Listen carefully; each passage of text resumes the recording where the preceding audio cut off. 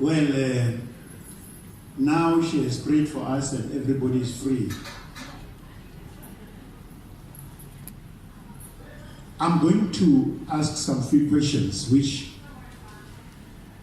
after doing these kind of things for many years, these are not personal questions, but these are collective questions which many people would ask an author. Question number one, my sister, what inspired you to write this book? So I think it's quite unusual for a minister to be writing about sex. I've never come across it before. So I've always been much more interested in sex than religion, actually. Anyone else? Steffi! It's just juicier, isn't it?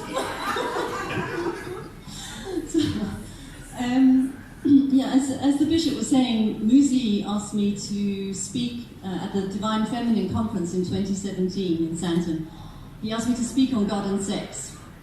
And I had just gathered up the courage to speak about sex in my church. And Muzi happened to hear the last talk I did. I did a series of 3 talks. The first talk was Adam and Eve were not the cause of original sin. The second talk was Mary was not a virgin. And the third talk was Mary Magdalene was not a hooker. So he heard the third one. And he asked me to do that talk at the conference that he was organizing with a bunch of American speakers. So I got up on stage, I did my talk. People loved it, didn't they? They were hollering and laughing and screaming in the audience. And then there was a rush to the book table after I finished my talk. They wanted the book on God and sex, but I hadn't written it. There was no book on God and sex. Dang, yeah, what a missed opportunity. I had no idea that there would be such an outpouring of enthusiasm and curiosity. So I decided I had to write that book. So I wrote it, and I finished it in June last year. And here we are tonight doing the launch. But in the process of preparing to write about and talk about God and sex, I remember I was in my car and I heard the news. I rarely listen to the news. I usually listen to motivational recordings when I'm in the car. I just want to fill my mind with positive stuff, not the news. But the news was on, and it was no accident. The person was talking about all the rapes that had been happening in Soweto.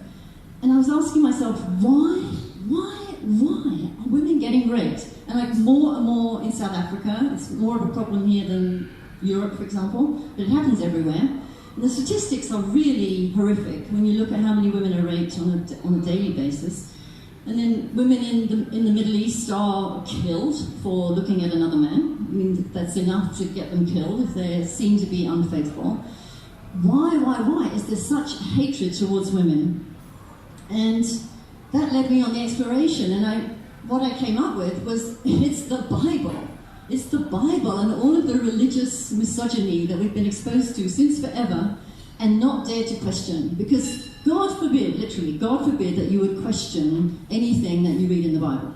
The Word of God, right, you can't question it. What if you question it? What's going to happen if you question the Word of God? You go to hell. Yeah, everybody knows that.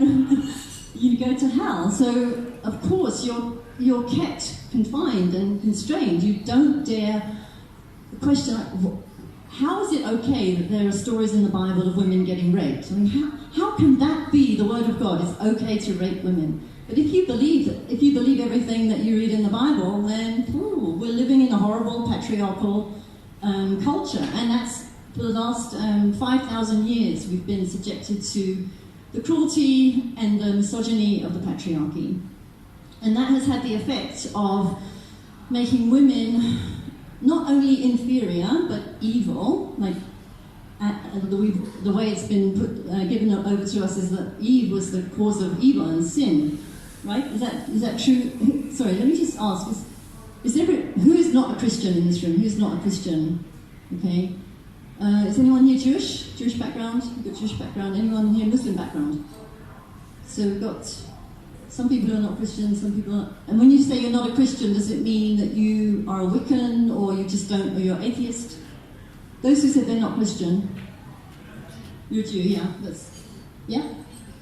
Hindu, Okay, I didn't ask about that, so sorry. Thank you. Hindu, yeah?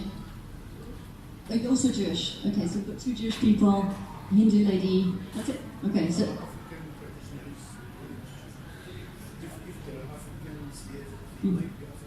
Let me ask about that. Do we have African traditionalists as well? No, so that people who were raised here in Africa have also been subject to Christianity. Yeah? Okay. So, the scriptures, Hindu actually less than others, but nevertheless, Jewish, Judeo-Christian scriptures, very misogynistic. So, the way that I wrote the book, you didn't ask me that question yet, but I'm carrying on. You didn't ask me that question yet, but I'm just continuing with my story. Yeah.